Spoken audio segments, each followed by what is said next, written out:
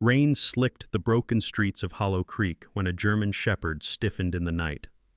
Torn ear, amber eyes, sharp as firelight. He planted his paw against a weary police officer's leg and demanded silence.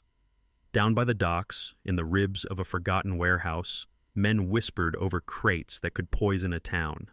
Under a sagging pier light, a figure with a scarred jaw flicked his cigarette, waiting for the signal that no one else dared to hear. No one believed the cop would return.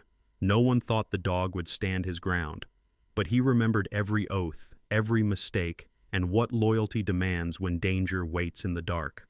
What follows will test courage, strip away lies, and prove that hope can still walk on four paws through the storm. If you enjoyed this video, please subscribe to my channel to watch the next stories by clicking the subscribe button right below this video. Thank you. Amen. The rain fell over Hollow Creek like an endless curtain, heavy and stubborn, refusing to let the town breathe. It was not a storm that came and went in a fury, but a steady downpour, the kind that gnawed at wooden porches and polished the cobblestones into slick mirrors. Hollow Creek was a small coastal town in South Carolina, built around an old shipping harbor that had once thrived with fishing boats and warehouses.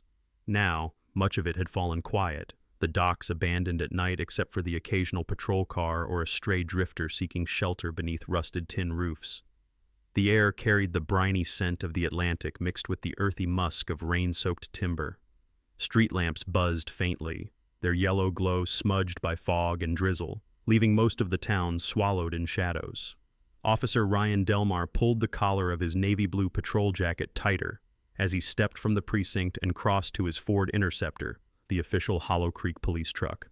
Ryan was 33 years old, tall with an athletic frame, the build of a man who had once played high school football but had traded shoulder pads for a badge. His hair was dark brown, trimmed military short, and his eyes a deep slate blue eyes that carried a mixture of weariness and quiet determination. His jaw was square, his mouth usually firm, though the edges softened whenever he spoke to townsfolk he trusted. He was known as reliable, the kind of man who would fix a neighbor's porch light just as readily as he'd write a traffic ticket. But beneath that reputation was a wound. 2 years earlier, a routine bust had gone wrong under his watch, costing another officer his life.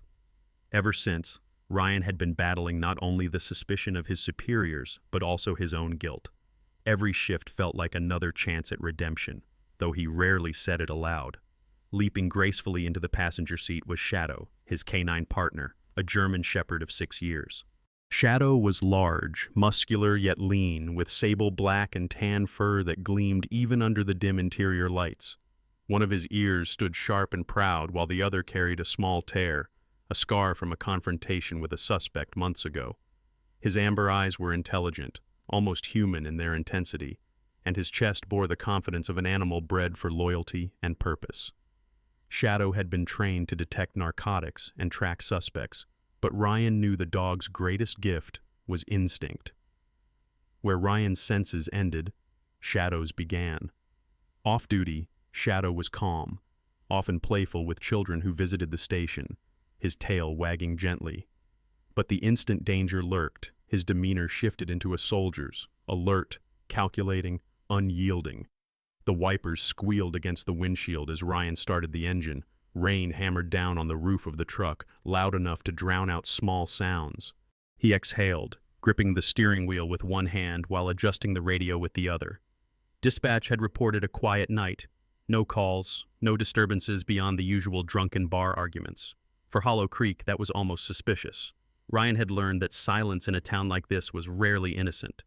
Behind closed doors, deals were made, threats whispered, promises sealed in smoke-filled rooms. He suspected more than anyone admitted, but proving it was a different story.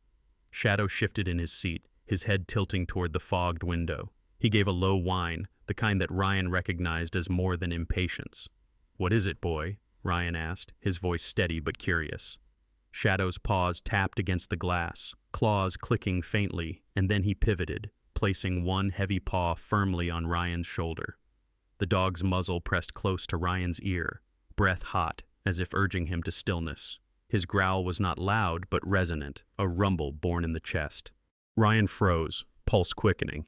He had worked with Shadow long enough to know the dog did not overreact. If Shadow demanded silence, it meant danger lay close. Ryan slowly lowered the radio volume until the cabin of the truck was filled only with the rhythm of rain. He narrowed his eyes, scanning through the windshield smeared with water. That was when he saw it. Parked 50 yards down the road, partially hidden behind the skeletal outline of an abandoned seafood warehouse, sat an old white freight truck. Its engine was off, lights dimmed, but faint shadows flickered within the cab. Ryan's heart tightened. In a town where most trucks that size belonged to shipping companies, none had any reason to idle by the waterfront at midnight, especially not during a storm. Shadow shifted again, his body tense, ears pricked forward, his gaze fixed on the distant truck. Ryan leaned slightly, careful not to make sudden movements. He rolled his window down just an inch, letting the humid night air and drizzle seep inside.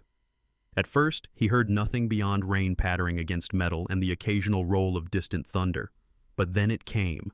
A muffled voice, deep and deliberate. Another voice answered, sharper, younger. The words were indistinct, carried in fragments through the storm, but the tone was unmistakable. Secrecy. A third voice cut in, lower than the others, followed by the metallic clatter of something heavy being shifted. Ryan felt adrenaline surge through him. He had been right. Hollow Creek wasn't as quiet as everyone believed. Whatever was happening inside that freight truck, it wasn't the kind of business the law would approve. His training urged him to call backup, but memory of the past when waiting for backup had ended and tragedy kept his hand from reaching the radio. He glanced at Shadow, whose eyes burned like twin lanterns in the dark. The dog's muscles quivered with restrained energy, every fiber of him demanding vigilance. Ryan whispered, "Easy, boy." Shadow gave no bark, no whine, only silence. A silence heavier than sound. Ryan adjusted his grip on the wheel, his mind racing. Was this the break he needed? A chance to uncover what had been festering in Hollow Creek's underbelly? For years, rumors of smuggling had circulated. Drugs, stolen weapons, even whispers of human trafficking. No one had ever managed to prove it, and the higher-ups seemed oddly uninterested. But now, by sheer chance, here he was, witness to the first crack in the facade. The truck ahead shifted, its suspension groaning faintly as weight moved inside. A shape passed near the driver's side window, broad-shouldered, wearing a rain slicker, head bent as if checking for something outside. Ryan immediately ducked low, his breath held, as Shadow pressed closer against him, the dog's growl barely audible but electric with warning. The figure outside the freight truck lit a cigarette, the flame illuminating sharp cheekbones and a jaw scarred with a long white line. Smoke curled into the wet air before the figure retreated inside. Ryan's pulse hammered. Whoever these men were, they weren't simple dock workers. Minutes stretched like hours. Ryan's mind replayed the scene. The voices, the shifting cargo, the scar-faced man. Every detail felt like a puzzle piece sliding into place. He had stumbled onto something significant, and Shadow had been the one to keep him from rushing blindly into it. He realized that if he had stepped out of the patrol truck moments earlier, he might have walked straight into their line of sight, unprepared, vulnerable. He reached over and ran a hand along Shadow's neck, the dog's fur damp but steady beneath his palm. "Good call, partner," he murmured. Outside, the rain showed no sign of letting up. It sheeted down the warehouse roof, dripped from rusted gutters, and pooled in black puddles that reflected broken neon signs from across the street. Hollow Creek felt like a town drowning under its own secrets, and Ryan was sitting at the edge of them. He took a deep breath, steadying himself. He could either turn the key, drive away, and let this night become another ghost story he'd bury beneath paperwork, or he could face it head-on. The choice was heavy, but the memory of his past failure burned hotter than fear. He had promised himself he would never ignore danger again, never let silence cover up truth. Ryan looked once more at the freight truck, still looming in the rain like a predator at rest. Then he looked at Shadow, who met his gaze with unspoken understanding. The bond between them was more than handler and canine. It was trust, forged in nights like this. Ryan nodded, his decision made. "We're not letting this one slip," he said quietly. His voice was firm, grounded, carrying both resolve and the weight of a man seeking redemption. Shadow's tail gave a single thump against the seat as if sealing the pact. The rain fell harder, but Ryan no longer noticed. He shifted the truck into gear, lights still off, and prepared to follow the shadows where they led. Whatever waited beyond that freight truck, he was ready to uncover it. Tonight, he would not look away. The morning after the storm found Hollow Creek cloaked in a gray fog that hung low over the docks, as if the sea itself were reluctant to let go of the night's secrets. Puddles lay deep in the cracked pavement near the waterfront, and gulls circled aimlessly, their cries sharp and metallic against the silence of a town that no longer trusted its own reflection. The air smelled of rust, salt, and damp rope, familiar scents to a place once alive with fishing boats, but now haunted by empty warehouses and broken promises. Officer Ryan Delmar had not slept. He sat in the driver's seat of his patrol truck outside the police substation, Shadow resting in the back seat, his head on his paws, but his amber eyes never closing completely. Ryan's thoughts were tangled with the image of the white freight truck and the scar-faced man from the night before. His gut told him that what he had seen was no small-town mischief, but something far darker. He reached for his badge, clipped neatly to his uniform pocket. The metal caught the dim morning light, reminding him of the oath he had sworn, not just to obey orders, but to protect. He exhaled and stepped out of the truck, rainwater splashing under his boots, Shadow leaping down after him with quiet grace. Inside the Hollow Creek police substation, fluorescent lights flickered in tired rhythm. The walls were lined with faded photographs of past officers, men with stiff collars and stoic expressions, men who had likely faced their own storms of doubt. Behind a desk stacked with reports sat Captain Harold Briggs, Ryan's commanding officer. Briggs was in his late 50s, a broad-shouldered man with thinning white hair combed carefully back. His once muscular build now softened, but still formidable. His square jaw was perpetually clenched, and his deep-set gray eyes carried the fatigue of decades in uniform. Briggs had a reputation as a practical leader, too practical at times. He valued order above all, even if it meant turning a blind eye when certain truths became inconvenient. Years earlier, during budget cuts, Briggs had chosen to keep peace with local businessmen who funded civic projects, a decision that earned him both stability and whispers of compromise. Ryan stood before him, water dripping from his jacket. "Captain, I need to report something from last night." Briggs looked up slowly, tapping his pen against a file. "Make it quick, Delmar. I've got a meeting with the mayor." Ryan recounted the events: the freight truck near the abandoned seafood warehouse, the voices, the scar-faced man, the strange shifting of cargo.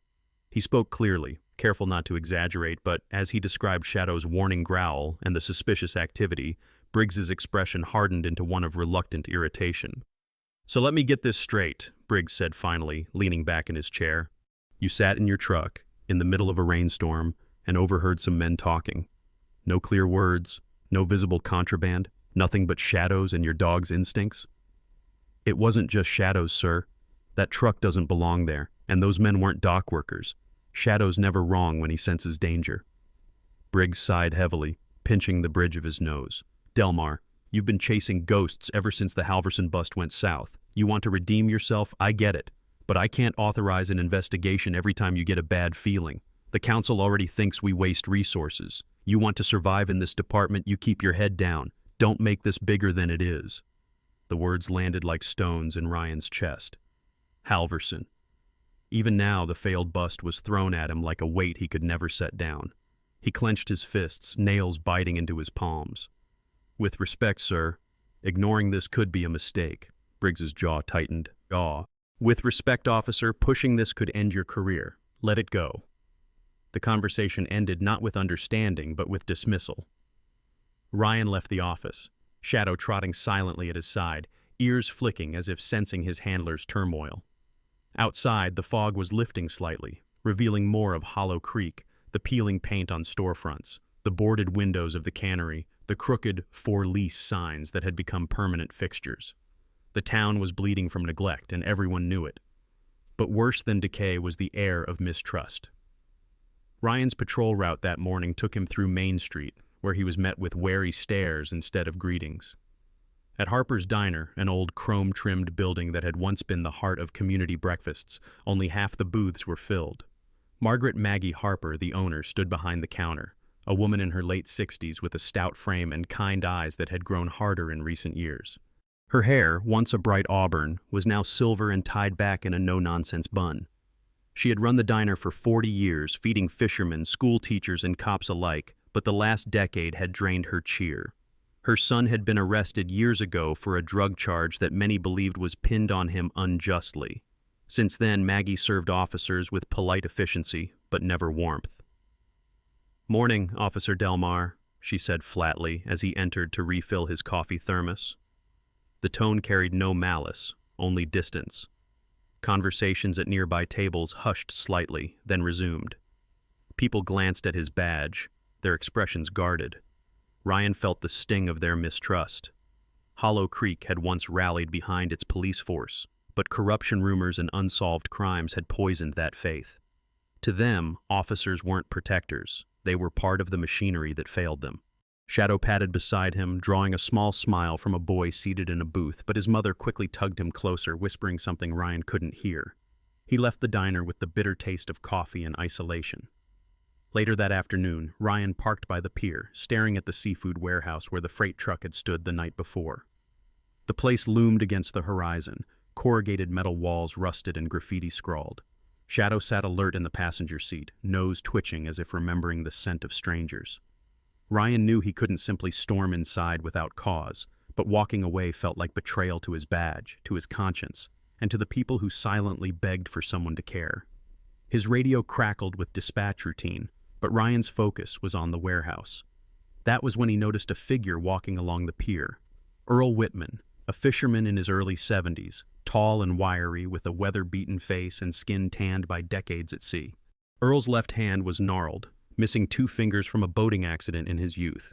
He was known for speaking little, but when he did, his words carried weight. Earl tipped his cap slightly as he passed. "Saw you sitting out here last night," he muttered. "That truck wasn't from around here." Ryan's attention sharpened. "You're sure?" Earl squinted at the horizon. "Sure as the tide. I know every rig that runs these docks. That one didn't belong." Then, without waiting for more, he shuffled off, boots scraping wet wood. It wasn't evidence by the book, but it was confirmation. Someone else had seen the truck, someone who had no reason to invent a story. As the sun began to dip behind heavy clouds, Ryan sat with Shadow watching the water ripple against pylons. The voices of his captain and the stares of townsfolk collided inside him, forming a storm louder than the one that had battered the docks the night before. He was caught between 2 worlds. The chain of command that demanded silence, and the pulse of truth that demanded action. He stroked Shadow's fur absent-mindedly, the dog leaning into his hand, steadfast. "What do we do, partner?" Ryan whispered. Shadow's only reply was a steady gaze, as if to say the choice was already made. Ryan's jaw set. He would have to choose between obedience and justice, between survival and sacrifice. Hollow Creek was watching, even if it pretended not to. Night returned to Hollow Creek with a damp heaviness that clung to brick and bone alike. The tide was high, slapping the pylons beneath the wharf in rhythmic complaint. The old seafood warehouse stood like a sentinel on the edge of the harbor, its corrugated steel siding rusted and streaked with salt, the broken letters of its sign spelling nothing coherent anymore. A single light inside pulsed faintly, like a heartbeat hidden behind a rib cage. Ryan Delmar sat in his patrol truck 2 blocks away, engine cut, windows fogging. Shadow lay curled on the seat, head raised, nostrils twitching, ears rotating like radar dishes. Ryan had been here since twilight, waiting, watching. His captain's words still echoed in his head, "Let it go," but the silence of Hollow Creek demanded otherwise. He adjusted his binoculars, but the rain-smeared lenses gave him little more than shadows moving behind warped glass. He felt the fatigue of 2 sleepless nights pressing against his temples, yet something deeper than tiredness kept him rooted. The certainty that the truth was breathing just beyond reach. Shadow suddenly stiffened, his whole body rippling with alertness. The dog's lips pulled back slightly, a low vibration building in his chest. Ryan froze, following Shadow's gaze toward the warehouse. The faint squeal of hinges cut through the damp air. A door opened, spilling a sliver of yellow light onto the dock. 2 men stepped out, their voices muffled but urgent. Ryan slid lower in his seat, heart pounding. He reached for the door handle, instinct urging him closer, but Shadow's growl deepened, rumbling like a distant storm. The dog placed his paw firmly on Ryan's thigh, a living brake pedal, warning him that to move now was to invite disaster. Ryan whispered, "Okay, partner, I hear you." He eased the binoculars up again. The first man was tall and lean, his rain jacket hood pulled low, but the way he carried himself, shoulders back, confident stride spoke of someone used to command. The second was younger, stockier, with restless hands that kept adjusting the strap of the duffel bag slung over his shoulder. Their conversation, though carried in fragments through the drizzle, was clear enough in tone. Coordination, timing, secrecy. Ryan strained, catching words like shipment and Thursday night. His stomach tightened. This wasn't small-time theft, it was organization. Before he could note more, a third figure appeared, stepping into the light. He recognized him instantly, the scar-faced man from the truck, cigarette glowing faintly between fingers. He barked something sharp, silencing the younger man. Then they all retreated back inside, the door clanging shut, the sliver of light vanishing. The warehouse returned to silence, but Ryan's pulse did not. He had nearly stepped out into their sight line, an amateur mistake. If not for Shadow's instinct, he might already be face down on wet concrete, another cautionary tale. He reached down and scratched behind Shadow's torn ear. "Good boy," he whispered, meaning it with a depth words could hardly capture. Shadow gave a soft huff, amber eyes never leaving the warehouse. Ryan scribbled notes in the small pad he carried: time, number of men, phrases overheard, but his thoughts were interrupted by the crunch of footsteps approaching from behind. He tensed, hand on his sidearm, until a voice whispered, "Ryan Delmar, is that you?" He turned to see a woman emerging from the fog, her coat hood thrown back just enough for her face to catch the pale light of a street lamp. Emily Carter. Emily was 31, slender but strong in posture, with dark blonde hair pulled into a loose ponytail that was already damp from the mist. Her face was sharp-boned, her green eyes quick and observant, the kind of eyes that didn't just see but dissected. She wore jeans and a heavy canvas jacket, a messenger bag slung crossbody, the corner of a notebook sticking out.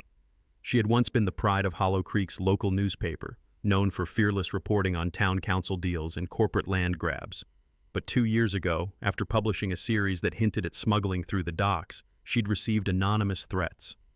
Her editor pulled her off the story for her safety. Since then, she had kept a lower profile, writing small pieces about festivals and high school sports, her fire dampened but never extinguished. Ryan blinked, surprised. "Emily? What the hell are you doing out here?" She glanced toward the warehouse, her expression taut. "I should ask you the same, but then again, you're in uniform. I'm just a trespasser with a pen." She pulled her coat tighter, eyes narrowing. "I saw the truck last night, too.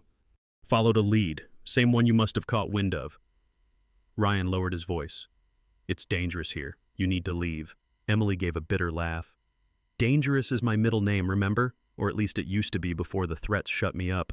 But Ryan, something's moving in that warehouse. I've been hearing rumors for weeks. Drugs, weapons, even talk of people being moved through here. This town pretends not to see it, but it's happening right under our noses." Her words struck him with the weight of confirmation, but he also saw the tremor in her hands, quickly hidden in her pockets. She was still brave, but fear had carved lines into her spirit. He softened slightly. "You shouldn't be here alone. They're organized, Emily. More than we thought." Before she could reply, Shadow gave another warning growl, head snapping toward the warehouse. The faint squeak of wood echoed the sound of someone moving crates inside. Ryan and Emily ducked behind the patrol truck, hearts pounding. Ryan dared a glance and caught sight through a broken upper window. 4 silhouettes gathered around a table, papers spread, hands gesturing with precision. One slammed a fist, another pointed toward the docks, the urgency unmistakable. A shipment was coming, and soon. Emily fumbled in her bag, pulling out a small camera, older but reliable. She raised it, snapped 2 quick shots through the misted glass, then tucked it away. Ryan hissed, "Careful!" She shook her head. "Evidence, Ryan. People don't believe words anymore. They need proof." Minutes crawled by until the figures dispersed deeper into the warehouse, swallowed by shadows. Ryan exhaled slowly. He had enough to fuel suspicion, not enough for a warrant. His captain would dismiss it again. But Emily's presence complicated things. If word spread she was digging again, threats could return, worse this time. He stood, running a hand over his damp hair. "You need to promise me you'll be careful." Emily smirked faintly. "Funny. You were the one I used to warn about recklessness, remember? Her expression sobered. But yes, I'll be careful. Still, this story isn't going away, Ryan, and neither are you.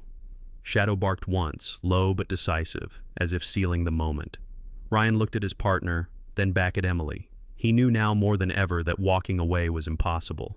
The storm had already chosen him, and Hollow Creek, whether it liked it or not, was about to learn what its silence had been hiding. The rain had eased by the next evening, but Hollow Creek's streets still shone slick and reflective, turning the town into a watercolor of blurred neon and shadows. Ryan Delmar drove the patrol truck slowly through downtown, Shadow sitting upright in the passenger seat, amber eyes scanning every doorway. His mind was restless. The images from the warehouse replayed over and over, the scar-faced man, the silhouettes, the whispered talk of shipments. He had notes, Emily had photographs, but evidence alone would not be enough without official backing, and Captain Briggs had made his position painfully clear. Ryan's gut told him the men in that warehouse didn't operate on their own. They had a shield, someone powerful enough to silence questions. He was right. The name had circled in rumors for months. Victor Hale. Hale was in his mid-50s, tall, impeccably groomed, with silver-streaked dark hair swept back from a high forehead. His suits were tailored, usually navy or charcoal, with subtle silk ties that whispered wealth rather than shouted it. His face was lean, aristocratic, though his steel-gray eyes betrayed the chill of a man who measured people as assets or obstacles.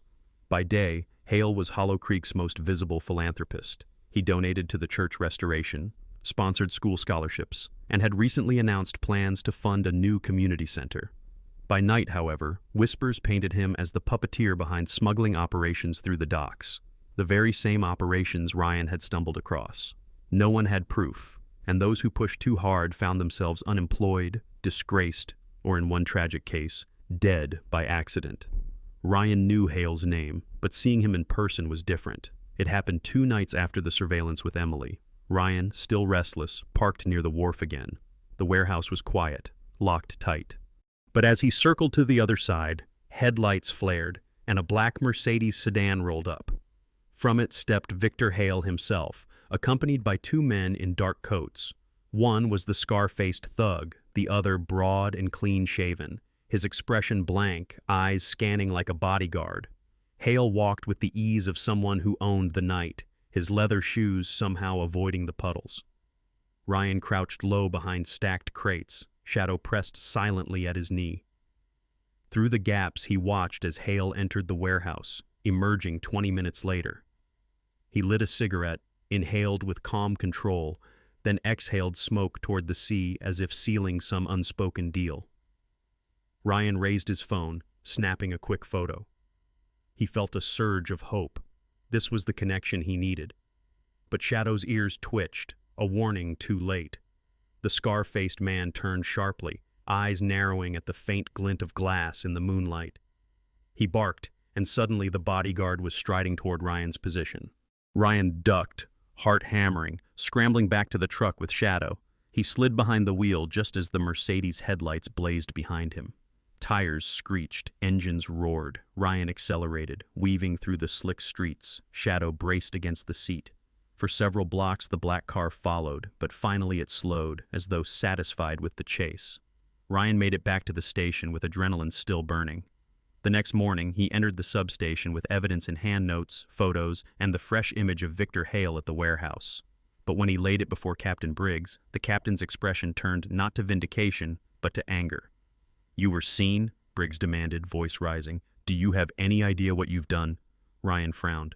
"Sir, I caught Hale at the docks. This is proof he's connected. We can't ignore this." Briggs slammed a fist on the desk. "Enough! Do you think you're the first to throw Hale's name around? He funds half this town. The mayor shakes his hand every Sunday, and now he's calling me, claiming one of my officers is harassing him with fabricated stories." The words struck like a hammer. Ryan reeled. "He's lying, you know it."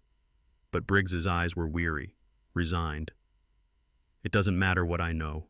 It matters what the council believes. Hale's already filed a complaint. Effective immediately, you're suspended pending review." The words hit harder than any blow. Suspended. Stripped of authority, of the badge that had been his anchor through guilt and grief. He opened his mouth to protest, but Briggs looked away, unwilling or unable to fight for him. Shadow whined softly at his side, sensing the weight of betrayal. News traveled fast in a town like Hollow Creek. By afternoon, whispers had spread through diners, barbershops, and markets. Officer Delmar made up stories to cover his mistakes. He's trying to play hero again. Maybe he's jealous of Hale doing more for this town than the cops ever did. The words stung, each one another stone added to the pile, crushing his chest. When he walked past Harper's diner again, the conversations hushed more openly this time. Maggie Harper's look wasn't just cool, it was pitying, as if she saw a man already defeated. Ryan retreated to his modest home on the edge of town, a two-bedroom bungalow that still carried traces of his late wife's touch in the faded curtains and the photographs on the mantel. Shadow followed him inside, pacing restlessly. Ryan sank onto the couch, badge heavy in his pocket, though it now meant nothing. His phone buzzed with a message from Emily. "He's moving fast. Be careful." He stared at the words, bitter laughter bubbling up. Careful? It was already too late. Hale had sprung his trap. Late that night, Ryan sat on the porch, rain beginning again in soft mist. He held the badge in one hand, the weight of memory pressing in. Shadow rested his head on Ryan's knee, amber eyes lifting with unspoken loyalty. Ryan whispered, "They'll never believe me now. I'm done." His voice cracked, raw with despair. For the first time since he joined the force, he felt not like a protector, but like a ghost walking the edges of his own town. And somewhere across Hollow Creek, Victor Hale poured himself a glass of whiskey in his mansion on the hill, smiling as news reports painted him as a benefactor under attack by a reckless cop. The trap had been sprung, and Ryan had walked straight into it. The suspension notice lay crumpled on the kitchen table, its words still burning into Ryan Delmar's mind long after the ink had faded from his sight. He had spent the day in silence, pacing the floorboards of his small bungalow, Shadow tracking him like a shadow of his own unrest. Outside, Hollow Creek prepared for another night of secrecy. The town's lights dimmed early, the harbor swallowed in fog that rolled off the Atlantic in thick, ghostly blankets. Ryan sat on the porch steps, badge heavy in his palm though stripped of meaning. Shadow lay at his feet, muscles taut even in stillness, ears flicking toward the distant rhythm of waves against pylons. It was just past midnight when Shadow rose suddenly, hackles raised, amber eyes fixed on the direction of the docks. He gave a short, insistent bark, then trotted a few steps toward the street, pausing only to glance back at Ryan. Ryan frowned. "What is it, boy?" But he already knew. Instinct was pulling his partner again, the same instinct that had saved his life before. Ryan shoved the badge into his pocket, pulled on his jacket, and followed. Suspension or not, some oaths could not be set aside. The walk to the waterfront was brisk, Shadow leading with head low, tail rigid, every sense alive. The harbor loomed out of the mist, lights flickering dimly from the abandoned warehouses. But one building was not silent. The old seafood warehouse pulsed with activity. Muffled voices, the scrape of crates, the rumble of a truck engine idling out back. Ryan crouched behind a stack of rusted lobster traps. Shadow pressed against him. Through a crack in the warped siding, he saw them. At least 6 men working quickly, moving crates marked with false shipping labels. He recognized the scar-faced man giving orders, and beside him the broad, clean-shaven bodyguard who had chased him days before.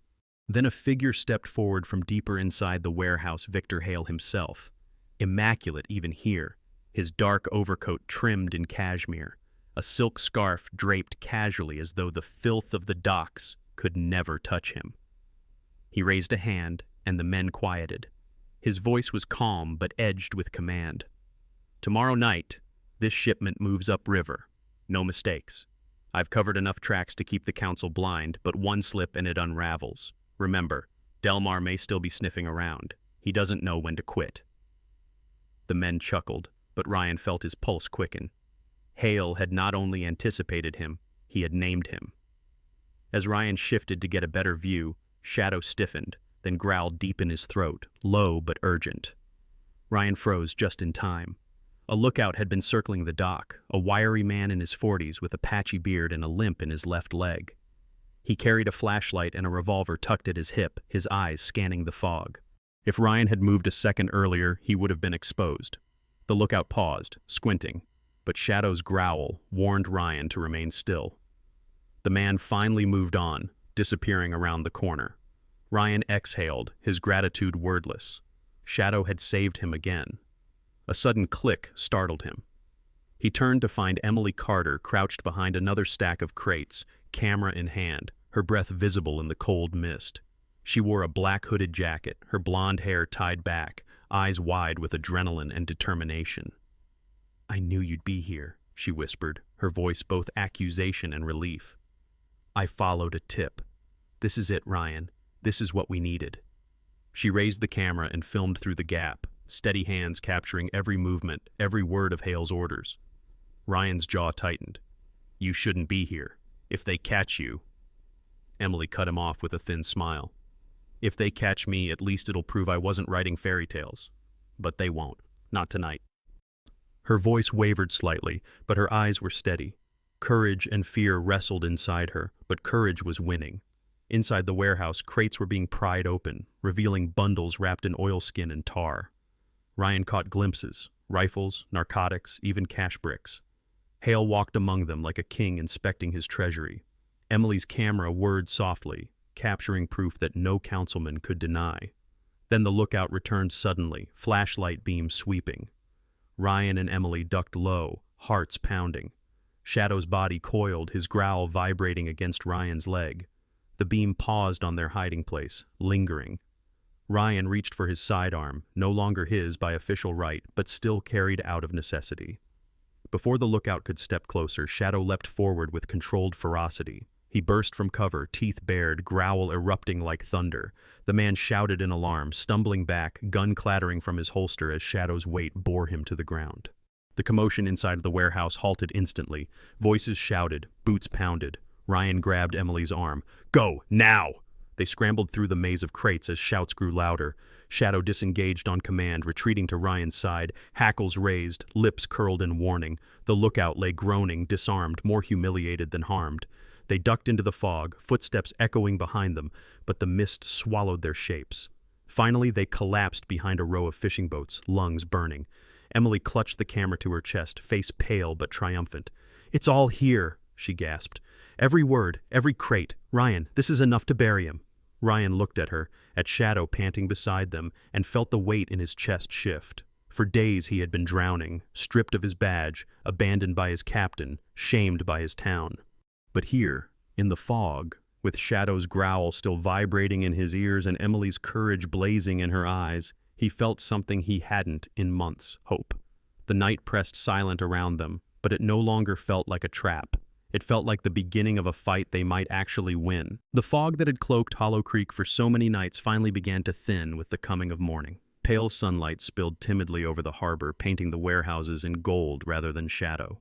For the first time in weeks, Ryan Delmar felt the light touch his face without guilt pressing heavier than the rain. He stood outside the courthouse, Shadow at his side, Emily Carter beside him clutching her battered camera like a weapon that had finally drawn blood. In Ryan's hand was the hard drive copied from Emily's film, the proof, unshakable and undeniable, of Victor Hale's empire. The courthouse was a brick structure built in the early 1900s, its white columns weathered but proud. People crowded the steps, murmurs buzzing like bees in spring. Some looked at Ryan with curiosity, some with lingering doubt, but many carried a spark of hope. For so long, the town had been told to look away. Now, with evidence spilling into the light, Hollow Creek had no choice but to see. Inside, the courtroom was filled to its corners. The air smelled of old wood, ink, and tension. At the front sat Judge Miriam Alden, a woman in her early 60s with a commanding presence. She was tall and lean, with sharp cheekbones softened by years of quiet wisdom. Her silver hair was pulled into a bun, her black robe pressed crisp, and her eyes a piercing hazel that could read truth as easily as a ledger. Miriam had lost her husband young in a factory fire caused by corporate negligence, and ever since she carried little patience for men who cloaked greed in respectability. She tapped her gavel once, and silence settled. Victor Hale entered flanked by his lawyers, polished as ever. His navy suit gleamed, his silk tie a perfect knot, his expression calm but his eyes cold. He looked not at the judge, not at the jury, but straight at Ryan, as if daring him to collapse under the weight of public doubt. Ryan's stomach tightened, but Shadow nudged his leg, grounding him. The prosecutor began to lay out the case, evidence projected on the courtroom screen, crates of contraband, recorded orders, Hale's unmistakable voice directing shipments. Emily's footage rolled, shaky but damning, showing Hale among his men, his commands crisp, his presence undeniable. Gasps rippled through the room. Maggie Harper, sitting in the gallery with her arms folded, allowed herself a small nod. Earl Whitman, the old fisherman, leaned forward on his cane, satisfaction etched across his weathered face. Hale's defense tried to dismiss the recordings as fabrications, the photographs as tricks of light. But then came Emily herself, called to testify. She stood tall, her blonde hair pulled back, green eyes steady, though her hands trembled at first. She spoke of the threats that had silenced her before, the warnings that had driven her off the story, and the decision to return when she realized silence was no longer safety, but complicity. Her words carried not just fact but courage, and the room leaned closer, listening. Then Ryan took the stand. His suspension had stripped him of the uniform, so he wore a plain gray suit, its shoulders a little too broad for his frame. He looked the jury in the eyes and spoke with the clarity of a man who had nothing left to lose but truth. He described the nights of watching, Shadow's warnings, the crates, the voices, the chase. He admitted his past failure with the Halverson bust, voice rough but honest, and then explained why he could not walk away again. Justice, he said, isn't about convenience. It isn't about money. It's about whether people believe that someone will stand for them, even when it costs everything. Shadow lay at his feet during testimony, silent but powerful. The dog's presence was not lost on the jury, nor the townsfolk who had seen him patrol their streets for years. When the prosecutor asked, half in jest, if Shadow had saved him, Ryan's answer was simple. More times than I can count. The gallery laughed softly, but in it was respect. The trial stretched over 2 tense days. Hale's lawyers worked tirelessly, but the evidence was too strong, the witnesses too resolute.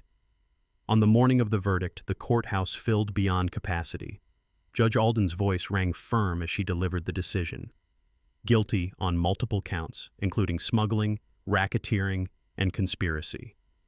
Hale's face finally cracked, the polished mask breaking into rage. He spat curses at Ryan as deputies moved to restrain him. But Ryan stood steady, Shadow pressed close, Emily watching with tears in her eyes. Outside, the sun broke fully through the clouds, and the town erupted in noise. Not whispers this time, but cheers, relief, the sound of chains snapping. Reporters rushed forward, microphones flashing, but Ryan pushed them aside gently. It wasn't about him. Maggie Harper approached, her eyes soft for the first time in years. "You did right, son," she said quietly. Earl Whitman tipped his cap. "Told you that truck didn't belong," he muttered with a grin. Even Captain Briggs emerged from the crowd, his face pale, guilt carved into the lines of his jaw. He met Ryan's gaze and gave the smallest nod, a silent admission that he had been wrong. That evening, the town gathered in the square. The mayor, a rotund man with thinning hair and a relieved expression, gave a speech about renewal, about trust restored. But the loudest cheer came when Shadow was led to the steps, a wreath of ribbons placed around his thick neck. Children clapped, adults wiped tears, and someone began to chant, "Hero dog, hero dog!"